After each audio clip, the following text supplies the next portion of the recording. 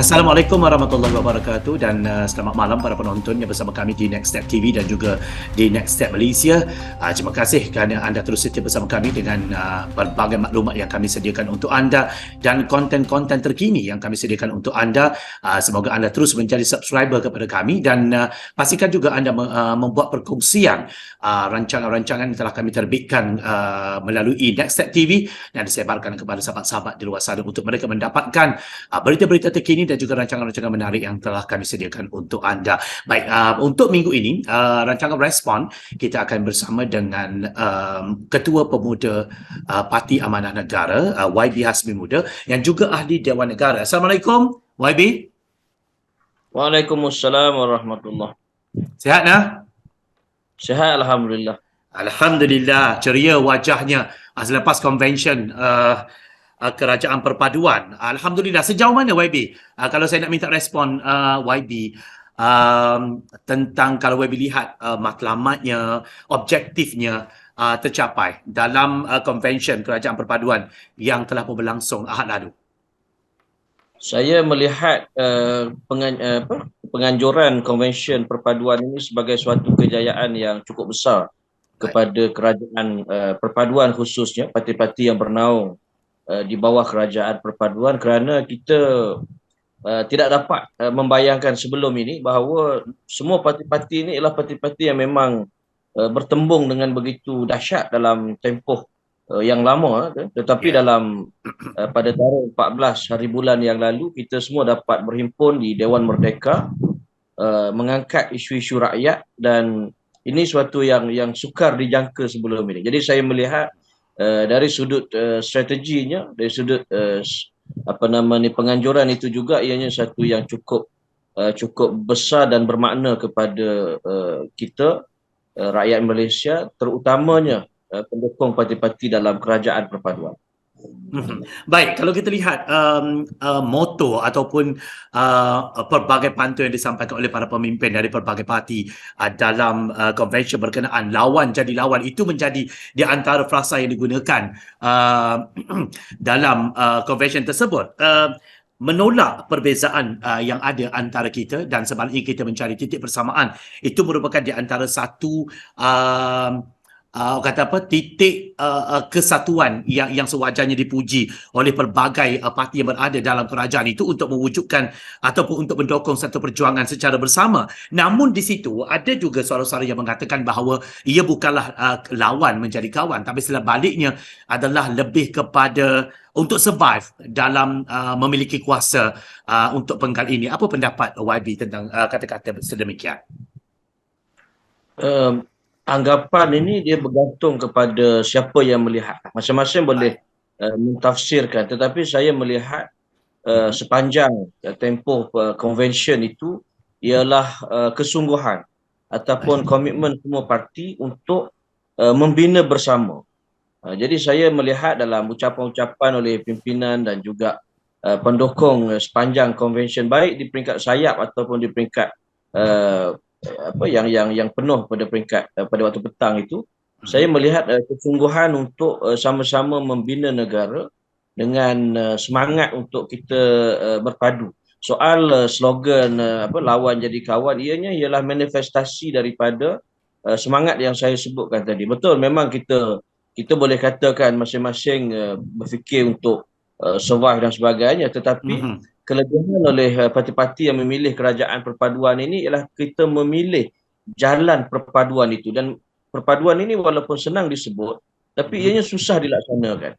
Sebab itu kita tengok suatu awal pembentukan kerajaan hari itu, apabila yang Seri Paduka Baginda yang di-Pertuan Agong menitahkan cadangan agar dibentuk kerajaan perpaduan, tak semua menerima.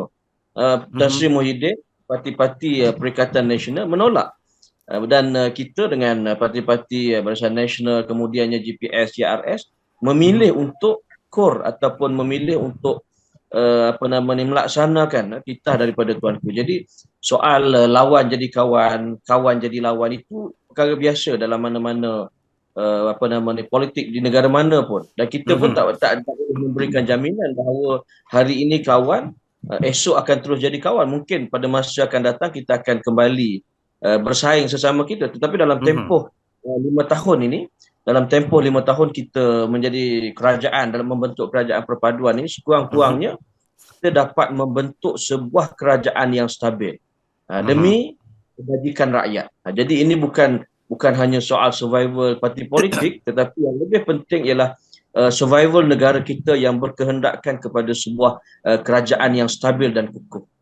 Mhm. Dalam menuju ke arah mewujudkan kerajaan ataupun keadaan politik yang stabil di negara kita Malaysia ini, setelah kita mengharungi beberapa tahun dalam keadaan yang tidak tentu hala ni, um, maka apabila kita lihat convention yang berlaku baru-baru ini, yang berlangsung baru-baru ini, ramai juga di antara pemerhati-pemerhati politik yang melihat ia merupakan satu gabungan ataupun satu pertemuan kesatuan yang sangat konkret untuk menjadikan Malaysia sebagai sebuah negara yang menjadi pandangan kepada para pelabur. Okey, di situ berdasarkan dinamika politik yang berlaku, kalau kita lihat 19 parti yang sebelum ini ada yang bermusuh, kemudian bersatu dan sebagainya. YB sendiri yang berada di Dewan itu pada ketika itu, boleh tak share perasaan melihat kesatuan yang berlaku dalam keadaan sebelum ini kita bermusuh dalam PRU dan sebagainya, tapi kita bersatu untuk rakyat dan untuk negara. Boleh tak YB sharekan perasaan ketika itu? Saya secara peribadi saya rasa Mhm. sangat bercampur bau lah, antara Baik. teruja, antara sedih, antara gembira dan sebagainya, kerana saya Mhm. melihat dalam tempoh sekurang-kurangnya 25 tahun ini, Mhm. seorang Perdana Menteri yang sepatutnya ataupun yang dulunya pun dah berada di dalam mereka, Datuk Seri Anwar Ibrahim, dulunya timbalan Presiden UMNO. Dan kita pun tahu dia selangkah lagi nak jadi Perdana Menteri, tapi bermacam-macam perkara berlaku, tetapi akhirnya beliau kembali ke Dewan Negara. Itu dari sudut itu pun kita melihat betapa kuatnya semangat yang ada pada diri beliau Perdana Menteri ini yang tak putus asa.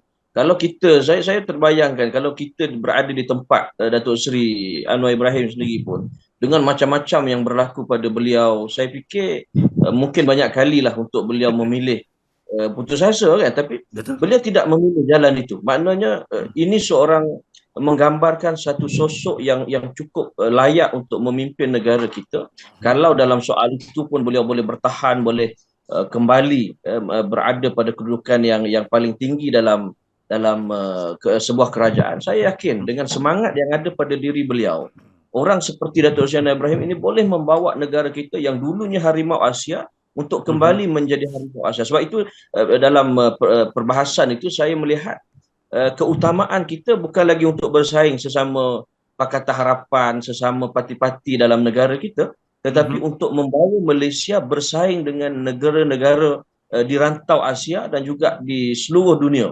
Jadi ini Mhm. saya ingat satu semangat yang dibawa dalam konvensyen perpaduan. Kita nak mengangkat negara kita dengan politik yang sekarang ni insya-Allah sudah semakin kukuh.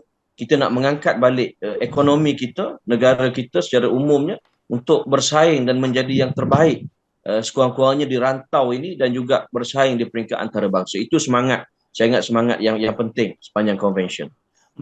Baik, kalau kita lihat YB ada segolongan yang beranggapan atau bertanggapan bahawa Dewan Merdeka itu adalah dianggap sebagai Dewan Keramat untuk UMNO. Okey, yang sebelum ini mengatakan no DAP, no Anwar dan sebagainya. Tetapi sebaliknya berlaku apabila perwakilan daripada DAP, penyokong-penyokong Anwar Ibrahim juga berada bersama dalam satu dewan. Ada tanggapan mengatakan bahawa ada di antara ahli UMNO yang mungkin akan angkat punggung dan terus keluar dan akan meninggalkan parti jika DAP berada di situ. Tetapi nampaknya ia tidak berlaku. Malah ianya menjadi satu yang sangat indah untuk dikongsikan bersama oleh para wakil daripada setiap parti yang mewakili mereka yang mengatakan keterujaan itu. Jadi apa yang YB nak katakan tentang segolongan pihak yang berkata demikian, seolah-olah ingin mengatakan bahawa DAP akan memusnahkan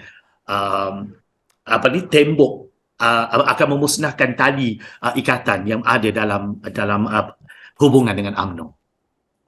Saya melihat bahawa gambaran bahawa DAP ini jahat ataupun memukan bahawa DAP ini sebagai satu parti yang memusuhi orang Melayu ini adalah suatu yang dicipta, Baik. suatu doktrin yang dicipta oleh segelintir pemimpin-pemimpin terdahulu, khususnya ini perlu kita akui bahawa yang banyak membawa pemomokan DAP ini adalah Tun Dr. Mahathir sendiri. Dan beliau sendiri pun sewaktu bersama dengan DAP dalam Pakatan Harapan, beliau sendiri membawa pendirian yang berbeza. Maknanya kalau kita ingat waktu beliau memimpin UMNO dulu, beliaulah yang banyak menyerang ataupun menjadikan DAP ini sebagai punching bag. Tapi bila beliau bersama dengan kita dalam Pakatan Harapan, beliau sendiri berbeza, mengubah pandangan. Dia sendiri sebut bahawa DAP juga lagu rasmi DAP dalam bahasa Melayu. Dia membandingkan dengan parti MCA yang lagu rasmi masih bahasa Cina. Jadi saya melihat bahawa apa yang berlaku di Dewan Merdeka tempoh hari ialah suatu menamatkan, maknanya politik kebencian yang dicipta secara sengaja oleh sesetengah pemimpin untuk survival politik masing-masing. Biasalah parti-parti ni dia akan memburukkan parti lawan. Jadi saya ingat apa yang berlaku pada 14 hari bulan, selain daripada kita bersama-sama dengan tekad untuk membina negara kita semula, saya melihat ia satu detik menamatkan politik kebencian yang tak ada asas. Jadi kalau kita sepanjang persidangan convention itu juga, saya tertarik dengan ucapan yang jujur dan berterus terang daripada beberapa pemimpin, terutama daripada pemimpin warisan yang berterus terang. Kita dengar pun macam panas telinga juga. Dia ada mengkritik parti UMNO dalam waktu itu. Dia ada juga mengkritik parti USNO yang katanya tak ada kerusi. Tapi ucapan beliau itu saya lihat sebagai satu ucapan yang berterus terang, yang jujur, yang mahu melihat bahawa kita pergi melangkah ke hadapan. Maknanya bukan dia sebut itu untuk nak memburukkan. Begitu juga saya tengok ucapan daripada pemimpin DAP, ucapan daripada pemimpin MCA yang sama-sama. Begitu juga sahabat saya Parti Star, YB Jeffrey Kitingan berucap. Masing-masing mengangkat suara rakyat dan dalam masa yang sama berterus terang tentang apa yang kita nak capai, apa yang kita hadapi, dan kita mengakui bahawa dalam kita berpadu ini, kita ada perbezaan yang perlu diuruskan. Bukanlah mentang-mentang kita boleh duduk dalam Dewan Merdeka, semua pandangan sama. Tak. Pandangan kita masih berbeza. Tetapi bagaimana kita menguruskan itu. Dan yang lebih penting yang saya ingat ialah kita sudah memasuki satu era baru, iaitu kita meninggalkan politik kebencian. Politik mencipta sesuatu yang tak benar tentang musuh kita untuk memudahkan kita mendapat undi. Saya ingat itu sepatutnya sudah berlalu lah. Yang penting kita musuh politik ataupun saingan politik kita hadapi dengan fakta dan hujah, supaya biar rakyat menilai mana parti yang benar-benar mahu memperjuangkan nasib rakyat, yang betul-betul mahu mengangkat isu-isu rakyat, berbanding dengan parti yang hanya bermain dengan isu retorik, membakar api perkauman dan sebagainya. Jadi persoalan bahawa tentang DAP dan bagi saya sebenarnya Dewan Merdeka ini bukan hanya satu dewan untuk perjuangan satu kaum. Kita harus mengakui bahawa Dewan Merdeka sejak sekian lama memang tempat untuk memperjuangkan nasib seluruh rakyat Malaysia. Sebelum ini pun mereka Barisan Nasional sendiri sebelum ni saya ingat ada 13-14 parti komponen daripada Sabah, MCA, MIC, mereka juga menjadikan Dewan Merdeka itu pimpinan-pimpinan UMNO sebelum ini membincangkan isu-isu untuk semua. Jadi walaupun mungkin berbeza, sekarang ini kita datang dengan kerajaan perpaduan, tetapi semangat itu saya fikir ialah semangat yang sama dalam masa yang sama kita tidak pernah merungkaikan ataupun meninggalkan hak-hak keistimewaan orang Melayu ataupun agenda perjuangan orang Melayu. Itu tetap menjadi keutamaan dalam kerajaan perpaduan. Baik. YB, berdasarkan kepada apa yang YB perhatikan melalui konvensyen Kerajaan Perpaduan, adakah YB nak katakan di sini bahawa ianya sekaligus keutuhan konvensyen tersebut, hasilnya itu sekaligus menolak dakwaan jumlah 126 yang didakwa sebelum ini atau bagaimana? Saya melihat gambarannya begitu, sebab persepsi yang disusun seolah-olah parti di sebelah sana memiliki majoriti ataupun ada ahli parlimen yang beralih. Tapi bila saya tengok wajah-wajah kepimpinan dalam Dewan Merdeka, semua parti melaungkan komitmen yang sama. Datuk Sri Fadilah daripada GPS dengan Datuk Abang Jo, Kemudian pimpinan UMNO, saya tengok semua boleh kata semua ahli parlimen hadir dengan wajah yang gembira, dan maknanya dakwaan bahawa mereka ada majoriti itu dengan mudah dinafikan melalui suasana yang kita dapat lihat dalam Dewan Merdeka. Dan saya sepanjang convention itu juga kita tak dengarlah satu laungan yang cuba untuk mensabotaj ataupun laungan yang berbeza daripada nada secara keseluruhan, masing-masing dengan semangat yang sama, dengan orang kata keinginan untuk melihat negara kita ke arah yang lebih baik. Baik, daripada pemerhatian YB sendiri, convention yang berlangsung sebelum ini, adakah ia memberikan kesan yang cukup besar untuk kita berusaha memasang strategi bagi PRN akan datang, dan juga adakah YB rasa bersetuju dengan urut-urut mengatakan bahawa convention tersebut akan diadakan di negeri-negeri terutamanya negeri yang akan menghadapi PRN? Saya sangat setuju bahawa apa yang berlaku di Dewan Merdeka ini perlu diturunkan, dibawa ke negeri-negeri yang kita bertanding untuk kita melihat kekuatan jentera-jentera kita. Maknanya di Terengganu, di Kelantan, di Kedah, kita kumpulkan semua pendukung-pendukung parti-parti yang bawah kerajaan perpaduan ini, supaya kita dapat memberikan signal yang jelas kepada rakyat, kepada pengundi kita, bahawa kerajaan perpaduan bersedia untuk menjadi kerajaan negeri di sekurang-kurangnya di semua 6 negeri yang kita akan hadapi PRN ini, di Terengganu dan sebagainya. Itu saya nampak sangat-sangat perlu, dan ia perlu disegerakan. Baik. Soalan terakhir, respon YB. Sebagai anak muda yang akan mewarisi kepimpinan Hari Muka Negara kita ni, YB melihat gagasan Malaysia Madani pada hari ini akan diteruskan oleh generasi-generasi seperti YB pada masa akan datang. Apa YB nak katakan tentang rakan-rakan muda yang bersama dengan YB, yang memegang jawatan yang selevel dengan YB di parti-parti komponen yang bersama dalam kerajaan perpaduan, untuk bersama-sama kita membangunkan dan memulihkan negara? YB, silakan.